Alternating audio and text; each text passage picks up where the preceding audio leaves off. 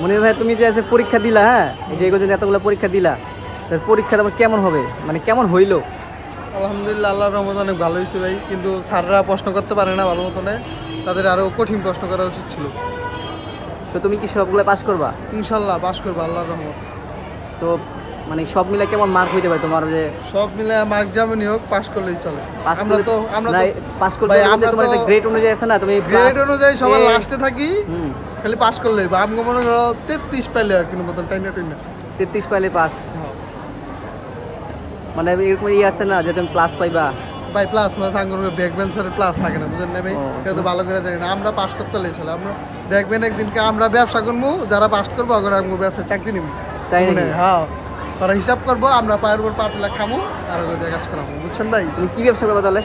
আল্লাহ আছে অনেক চিন্তা ভাবনা, আল্লাহ আল্লাহ যে ব্যবসা করি। চিন্তা ভাবনার মধ্যে কি মানে কোনটা সিলেক্ট করছো? এটা আগে সফল হবো তারপরে বলবো, আগেই বলা যাবে না, চিন্তা ভাবনা আছে না যে আমি এই ব্যবসাটা করতে চাই? এসব তো আগেই বলা যাবে না, আগে বললে তার সফলতা পাবো।